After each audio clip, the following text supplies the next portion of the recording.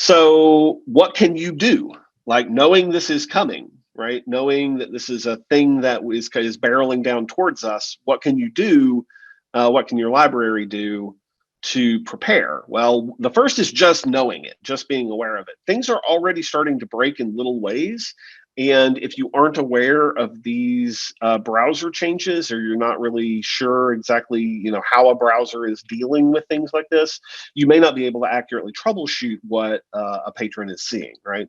So the first is just knowing what's going on. Seamless Access actually has a FAQ on these browser privacy changes and how they affect library resource access, right?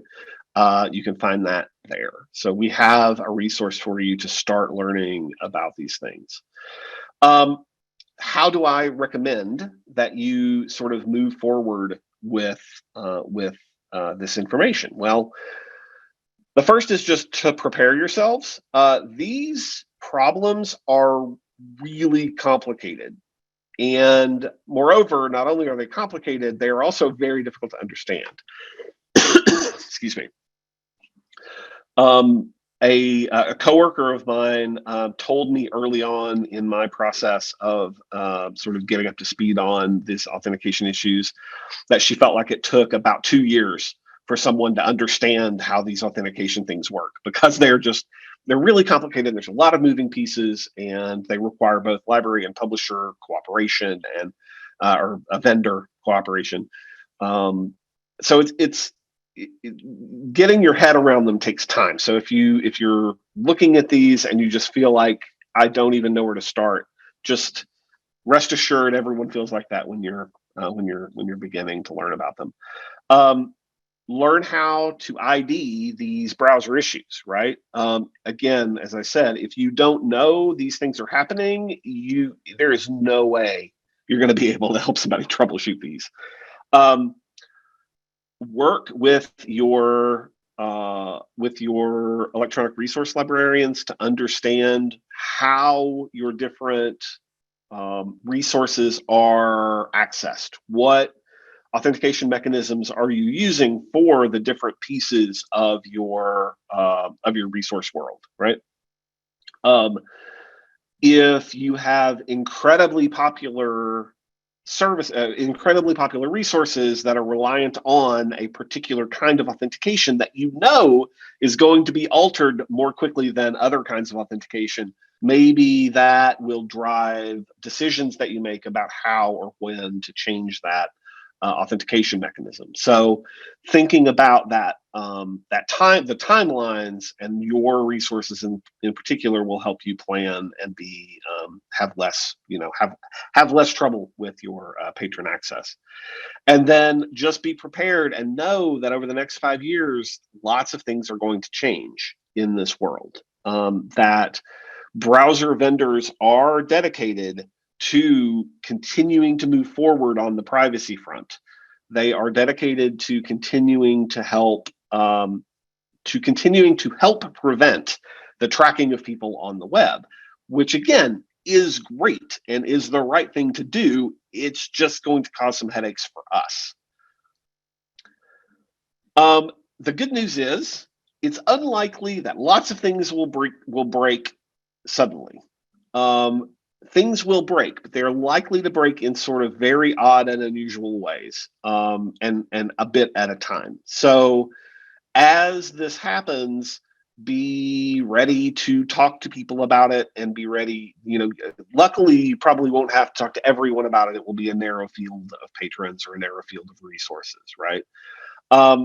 Communication is going to be difficult. You're not only going to have to talk to your patrons about what the problems are, but you're also going to have to talk to your internal resources in your library, and then probably your external resources at your IT department or vendor or both, where they are going to have to make changes as well as internally. So it's sort of the chain of authentication has lots of players. There's lots of links in it, and each of those is going to have a part to play in making sure that this stuff continues to work. So Because of that, communication is going to be real complicated, right? It's your organization, your service provider, your users, your IT department. All of the pieces have to be talked to and informed all together, and everybody has to work together to fix it. And libraries and their relationship with their IT department and their vendors are not, those, all three of those are not always copacetic. So, knowing that this is coming and being forewarned, right? Forewarned is forearmed. So now that you can be ready. And then the third suggestion I have is advocate for things. Advocate that this is coming, right? Like, you understand it now. Hopefully you know it. You can learn to understand it. And then the third is advocate for change, right?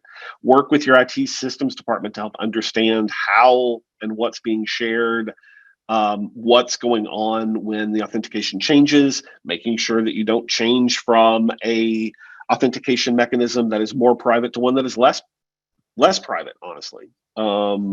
That still works. There are a lot of things that could happen when you're shifting your authentication authorization toolkit. So you want to be very careful and work internally very carefully to do that.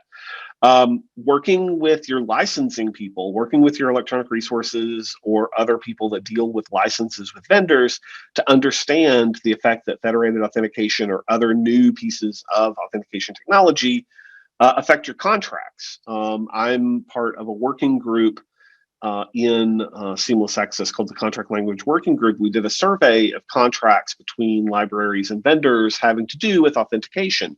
And universally, the only thing that was talked about was basically IP authentication. There were effectively no contracts that specified the sort of privacy controls that should be specified for a different kind of authentication mechanism. And so we're working on putting together some language for that. There's actually, if you visit seamlessaccess.org, in the blog, there is a blog entry about the Contract Language Working Group and an open call for comments on our model license. So if you are interested in this world, go take a look at that, because we're trying to help in this area.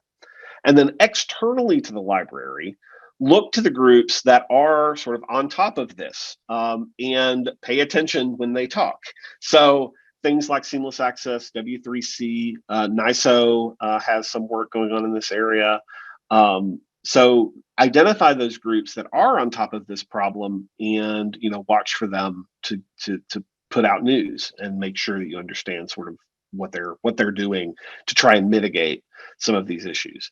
And then be ready to work with groups outside your organization, federations, groups like Open Athens, or other large federated authentication SAML-based groups, other cooperatives. This is not a problem that any library by itself is going to solve. This is a thing that's going to require some fairly heavy lifting by large groups of the sort of library, of the information ecosystem, but specifically the library ecosystem. So.